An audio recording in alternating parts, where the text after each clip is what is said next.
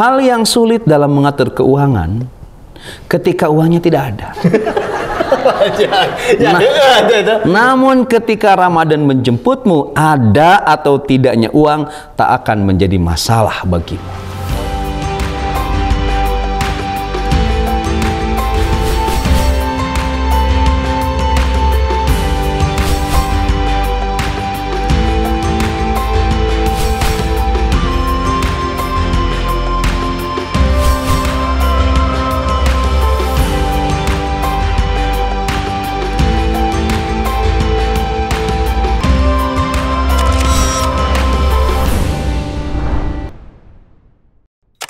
Assalamualaikum warahmatullahi wabarakatuh. Waalaikumsalam warahmatullahi wabarakatuh. Selamat datang dan selamat bergabung bersama saya Bren. Saya Ang Ridwan. Di program kesayangan kita semua. Apalagi kalau bukan Kulkas Kuliah Ringkas. Satu-satunya kuliah yang gak bikin boring, gak usah ngontrak SKS dan bayar UKT. Namun meskipun ringkas, insya Allah berkelas dan berkualitas. Karena Kulkas ngademin topik-topik panas bukan pakai nafsu tapi pakai ilmu dengan bimbingan Wahyu. Kulkas seru kajiannya, seri sajiannya. Kulkas ngadem yuk.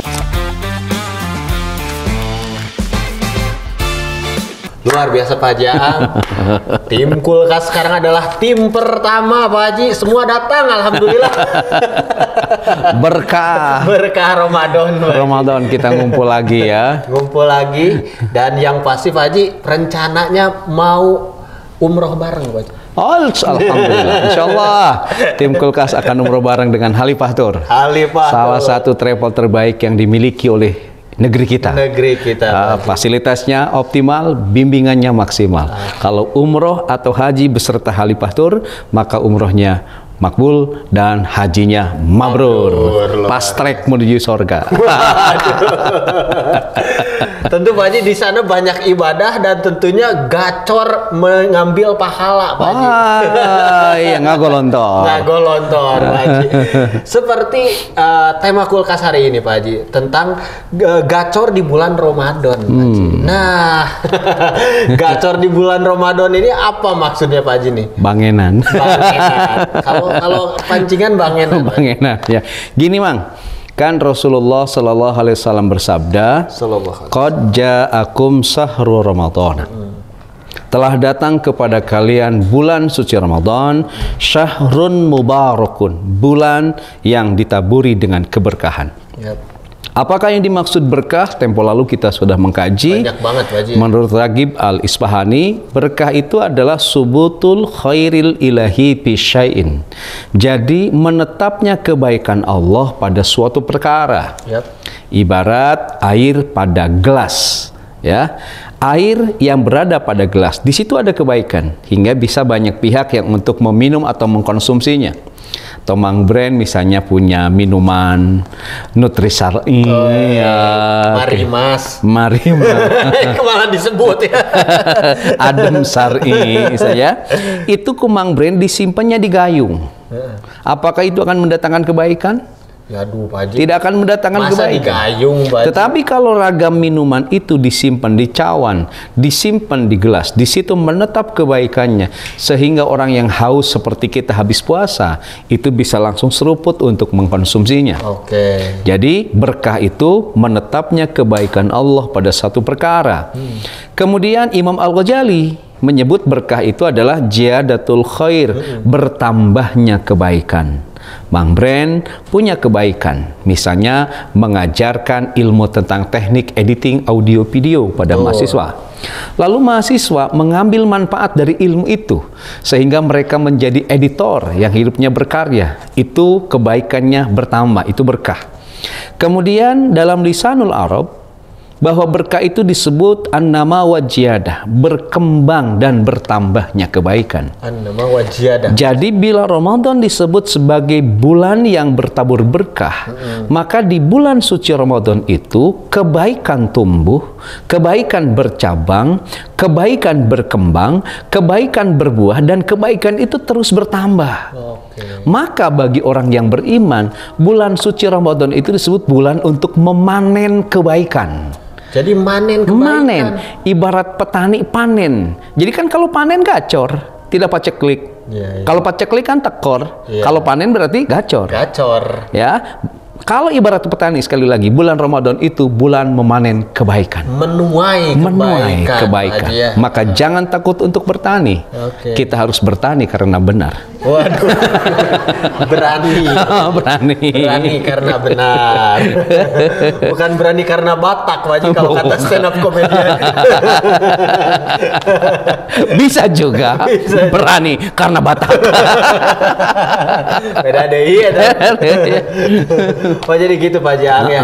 Lantas apa Pak Jaang yang Allah berikan kepada kita di bulan Ramadan ini sehingga gacor terus nih Pak Haji? Oke, begini Bang, Ramadan itu kan disebut sebagai golden time. Oke, waktu emas. Pak Haji, ya. Bila Ramadan disebut waktu emas, emas itu kan simbol dari apa? Simbol dari gacor. Emas tuh, oh iya. Ya, sekarang ada dua kata, waktu emas. Waktu itu apa? Tempo lalu kan ahli manajemen modern menyebut time is money. Waktu adalah uang. Para ulama menyebut al-waktu anfasu. Waktu itu adalah nafas. Kalau Imam Syafi'i? Al-waktu kasai. Waktu itu seperti pedang. Jadi waktu itu seperti, waktu adalah uang, waktu adalah nafas, waktu adalah pedang. Jadi kalau istrimu ngomong, tolong dong beri aku waktu. Maka yang pertama artinya nafas. Bukan, tolong dong beri aku uang. Oh, uang. Karena time is money. Harus paham ya. Berarti istrimu mau shopping. Yang kedua, tolong dong beri aku waktu. Waktu adalah napas. Berarti beri aku napas. Berarti istrimu membutuhkan bantuan pernapasan. Mungkin sesak napas. Kami yang ketiga, waktu adalah pedang. Jadi tolong dong beri aku waktu, berarti beri aku pedang. Ngapain mau pedang? Yakin pedangnya bukan pedang empu gandring, tapi pedang amanat nenek moyang. Pan nenek moyangku seorang pelaut, punya senjata di bawah perut, kadang memanjang, kadang mengerut. Itu maksudnya. Mungkin. Tapi insya Allah kan kamu warisan nenek moyang. Tapi insya Allah kan kamu belum BAKN. Apa itu? Batan asup kalahkan nikel.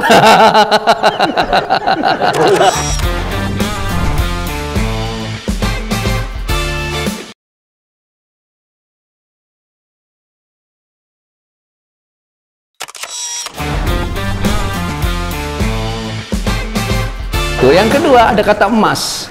Mang, pernah nggak ada peribahasa diam itu adalah emas? Itu diam adalah emas. Jadi maksudnya gini, bila istrimu rewel, bawel, bimoli, bibirnya monyong 50 cm, nggak gitu, berbinya jebernya kebi, PKK, pamajikan kurang kerung, beliin emas. Insya Allah diam. Oh gitu. Diam adalah emas. Diam adalah emas. Tapi kalau istrimu hayo we, hayang minta emas, gitu bari nyanyi haredang, haredang, haredang, panas, panas, panas, ningali, ningali, tatangga geus mareli emas. Nyanyi we gitu, kamu nggak punya duit, diam saja, karena diam itu adalah emas. Solusi yang tepat. Atau lah yang deket-deket mungkin baju lebaran. Tapi kamu tanya ke istri kamu gitu ya, cinta, kamu itu mau emas batangan atau batangnya emas? Mungkin aja. Tapi begini Mang, yang dimaksud dengan golden time, waktu emas sebagai kebaikan dari Ramadan ini, catat Mang. Pertama, bahwa dalam keseluruhan rentang atau bentangan waktu di bulan Ramadan ini, setiap doa akan diijabah. Kedua, setiap permintaan akan diberi. Ketiga, setiap istighfar akan diampuni. Dan keempat, setiap kebaikan pahalanya dilipat gandakan. Coba, ketika meminta diberi, ketika berdoa diijabah, ketika istighfar diampuni, ketika kebaikan pahalanya dilipat gandakan, itu kan gacor. Gacor banget, Pak Haji. Maka bila bertanya, kebaikan apa yang diberikan bulan Ramadan kepada kita hingga disebut bulan gacor? Ramadan membentangkan waktu emas. Waktu emas. Maka persiapkan di bulan Ramadan ini doa yang terbaik, permintaan yang terbaik, istighfar yang terbaik, dan amal-amal yang terbaik. Karena ini waktunya menuai tadi, Pak Haji. Menuai, gacor nanti kita. Oke, Pak Haji. Nah, sekarang tuh katanya kan bulan Ramadan ini identik dengan dua ibadah, Pak Haji. Ya. Puasa di siang hari dan malamnya tarawih, Pak Haji. Tarawih. Puasa ini apa sih Pak Haji esensinya?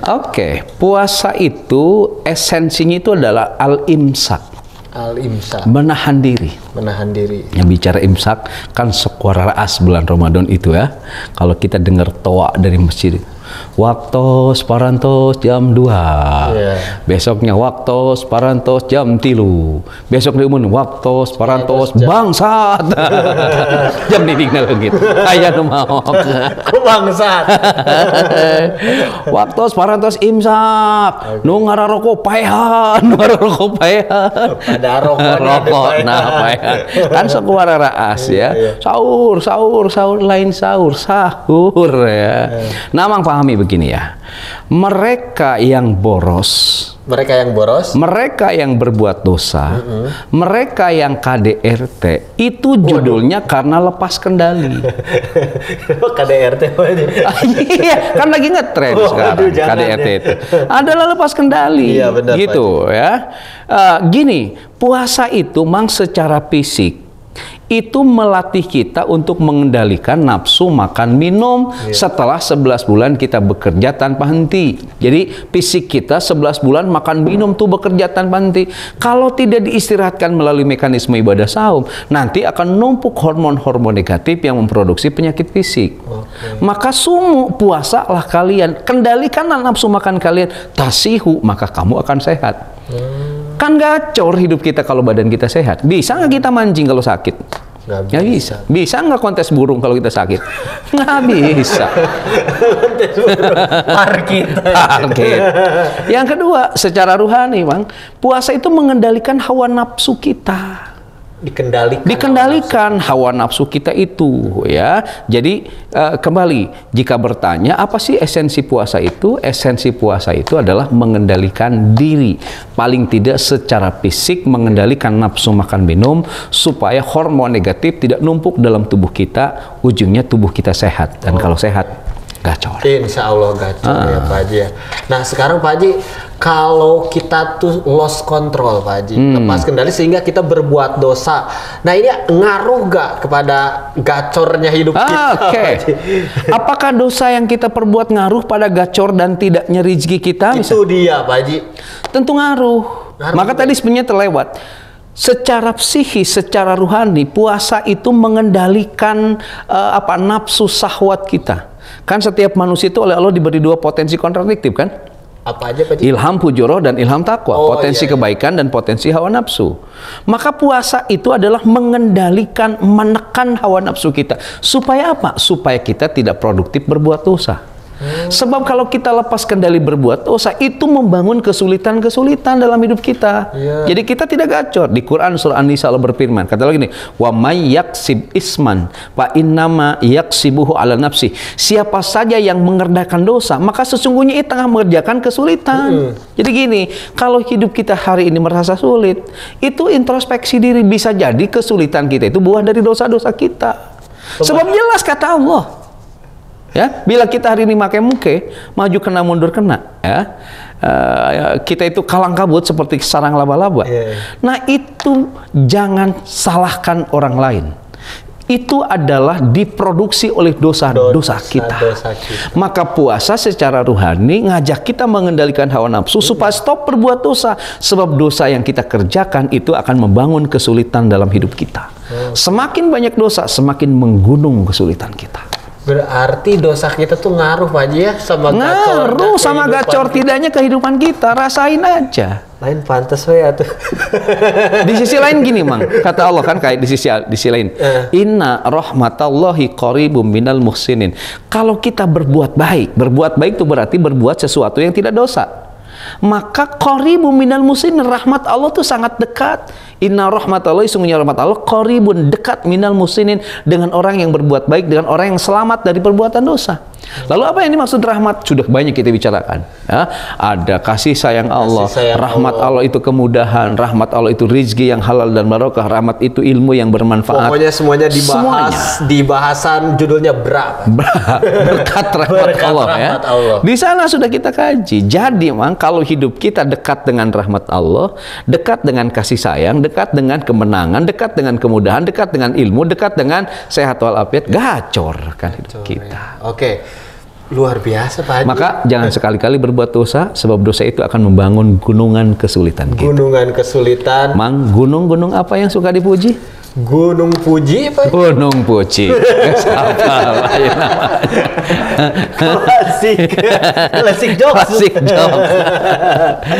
Oke Pak Haji Aang nih. Jadi akibat dari dosa-dosa kita Pak Haji ya, Iya. menghambat gacor itu. Nah sekarang ada yang bilang Pak Haji kalau taraweh juga itu ngaruh Pak Haji kepada kegacoran ini Pak Haji, bener gak? Dengan taraweh kita bakal gacor katanya nih. Gini, secara logika saja kita berpikir, taraweh itu amaliyah sunnah yang mengkondisikan kita banyak bersujud. Iya juga sih. Dan ketahuilah pada saat banyak bersujud, saat itulah waktu terdekat antara hamba dengan Tuhannya. Jadi semakin banyak sujud, semakin dekat kamu Mang dengan Gusti Allah itu. Maka ketika ada salah seorang sahabat Nabi yang meminta selalu, saya lupa lagi nama sahabat itu, beliau itu selalu menghantar Nabi di malam hari. Jadi kalau Nabi mau wudhu, kan wudhunya keluar dari rumah, dulu tidak seperti sekarang kan. Kalau Nabi mau buang hajat, itu ada seorang sahabatnya yang selalu mengantar. Maka Nabi itu begitu sayang sampai Nabi bertanya, apa yang kamu inginkan? Sahabat itu, aku hanya ingin bersamamu di surga. Lalu apa lagi yang kamu inginkan? Ya Rasulullah, aku tidak ada yang lain, hanya aku ingin bersama engkau di surga. Maka kata Rasul, fa'inni ala nafsika bikasratil sujud, bantulah aku untuk mewujudkan cita-citamu ingin di surga dekat denganku dengan memperbanyak sujud. Jadi bila begitu, kita bisa tarik simpulan, tarawih itu kan banyak sujud. Pada saat banyak sujud, kita dekat dengan Allah. Pada saat dekat dengan Allah, apapun yang kita inginkan, pasti Allah kabulkan. Kan gacor. Benernya tarawih Gacor, tarawih. Makanya kalau ada pengertian, aduh males tarawih, lebar bajunya, itu adalah waktu kita dekat dengan Allah. Ya. Jadi tarawih itu ngaruh terhadap gacor tidaknya kehidupan kita. Nah, kalaupun deket-deket lebaran sudah orang lain belanja, Pak Haji, ini masih seret. Nah, jangan-jangan tarawihnya. Bisa jadi. Jangan-jangan tarawihnya ya Pak Haji ya. Itu ya, sebab orangnya pusuk tarawih, dia tidak akan mikir banyak belanja. Iya. Nggak bakalan. Nggak butuh belanja itu. Sebab hati kan sudah kaya, dikayakan oleh Allah. Orang yang tarawih meskipun tidak punya uang, tapi tidak ada punya kebutuhan. Orang tarawih meskipun tidak punya beras, tapi tidak lapar ya. Itulah. Pak Jang, Syahrul Ramadan adalah bulan turunnya Al-Quran. Seringkali disebut bulan Al-Quran. Jadi ada nuzulul Quran di akhir Ramadan, ada Lailatul Qadar. Nah, ini apa hubungannya sih Pak Haji Al-Quran dengan kegacoran hidup kita Pak Haji? Oke, ada nggak ngaruh antara Al-Quran dengan gacor atau tekornya hidup kita? Itu dia Pak Haji pertanyaannya tuh. Kan begini, kita dulu pernah mengkaji tadabbur Quran surah Fatir ayat 29. Kan Allah berfirman, innal ladina yatluna kitab Allah, sesungguhnya orang-orang yang membaca kitab Allah, wa aqamus sholata, dan orang-orang yang menjaga, mendirikan sholatnya, wa anfaqu mimma razaqnahum, dan orang-orang yang menjaga hartanya dengan infak, sirrau wa alaniyah, baik sembunyi-sembunyi maupun terang-terangan. Perhatikan kata Allah, yarjuna tijaratan lan tabur, maka mereka sedang mengharapkan perniagaan yang tidak akan rugi. Perniagaan yang tidak Bila hidup dimetaforkan sebagai perniagaan, sebagai usaha, usaha itu ada yang untung dan ada yang buntung. Ada yang gacor dan ada yang tekor. Kata ayat ini, kalau niaga kita ingin gacor dalam banyak aspek, ada 3 rumus. 1, yatluna kitab Allah, baca Al-Quran. 2, wa aqamus sholata, jaga sholat. Yang ketiga, wa anfaqu mimma razaqnahum, jaga harta dengan infak. Ada Al-Quran, ada sholat, ada infak. Kalau disingkat jadi apa? ASI. A-nya Al-Quran, S-nya sholat, I-nya infak. Itu rumus untuk gacor. ASI. ASI ya. Gitu. ASI itu apa, Mang? ASI itu air susu ibu. Air susu ibu. Kalau manggilnya ibu. Kalau manggilnya emak, air susu. Asem. Air susu emak. Kalau manggilnya mama, Asma. Asma. Air susu mama. Kalau manggilnya Umi, Asmi. Asu atuh mah susu umi. Kalau manggilnya bunda, Asbun. Asbun ya. Kalau punya bayi nanti Revi dan Bio ya. Mang Ikin ya mau punya bayi bentar lagi. Bentar lagi. Nanti anaknya kasih ASI eksklusif 2 tahun kata Allah dalam Al-Qur'an. Iya. Kalau tidak kuat 2 tahun potong masa kehamilan 9 bulan. Jadi setahun 3 bulan Mang Ikin perketkeun kasih ASI. Tapi kalau sulit tidak ada ASI, kasih aja air mineral Mang Ikin. Kenapa? Sebab ASI dan air mineral sumbernya sama dari pegunungan.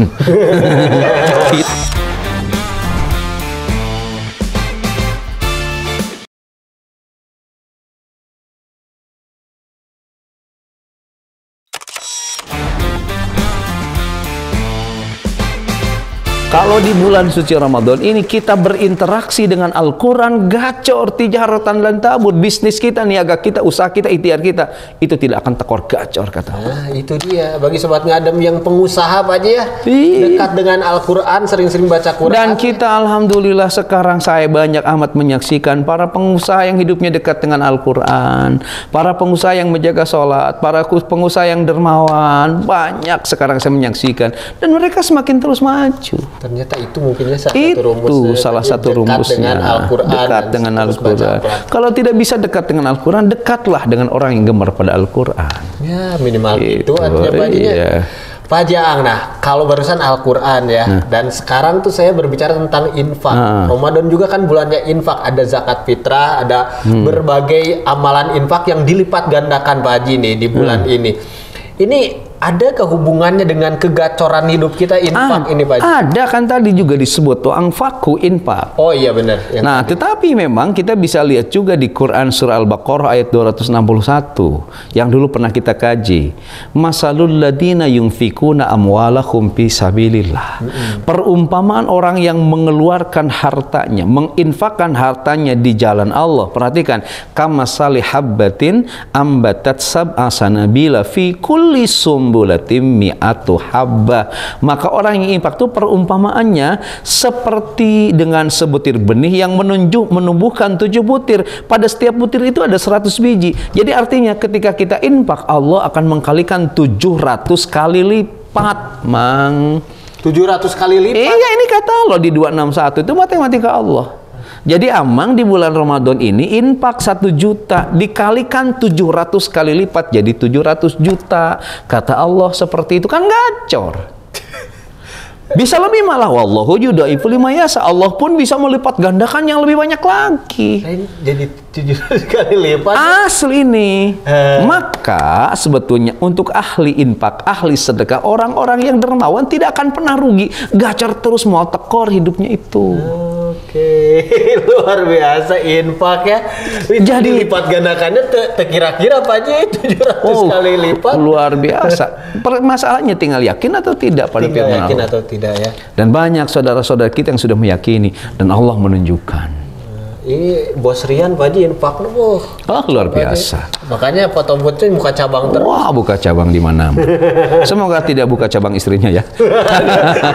Itu gawat Pak Haji. Pak jadi gitu Pak Haji ya.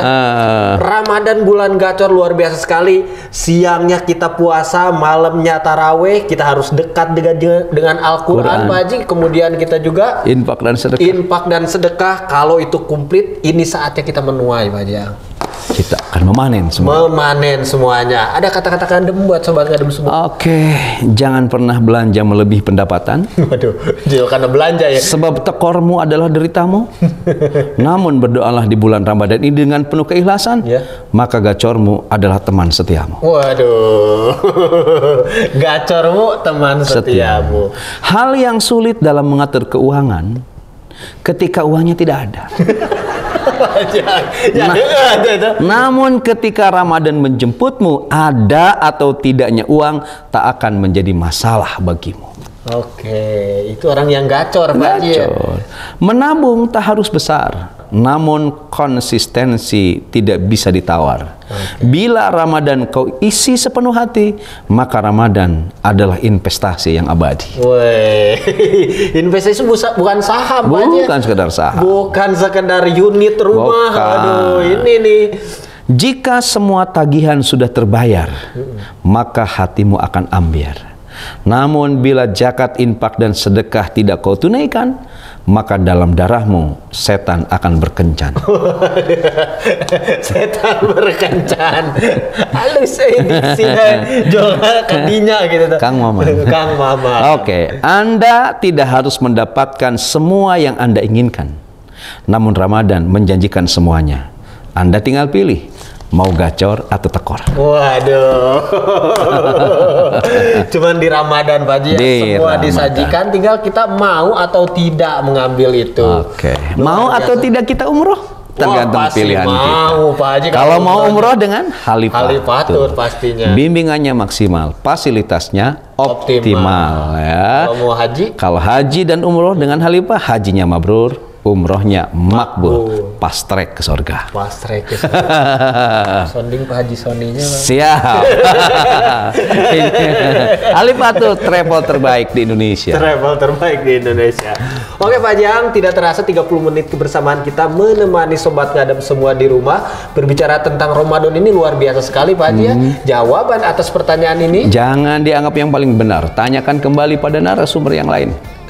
Jangan lupa juga like, komen, dan subscribe di Ang Ridwan Official. Dan jangan lupa juga saksikan terus Kulkas di Inspira TV. TV inspiratif dan positif. Saya Brand Cianjur undur diri. Saya Ang Ridwan Garut undur diri. Tetap di program kesayangan kita semua. Apalagi kalau bukan Kulkas. Kuliah ringkas. Satu-satunya kuliah yang gak bikin boring. Gak usah ngontrak SKS dan bayar UKT. Namun meskipun ringkas, insya Allah berkelas dan berkualitas. Karena Kulkas ngademin topik-topik panas bukan pakai nafsu, tapi pakai ilmu dengan bimbingan wahyu. Kulkas seru kajiannya seri sajiannya. Kulkas ngadem yuk. Assalamualaikum warahmatullahi wabarakatuh. Waalaikumsalam warahmatullahi wabarakatuh.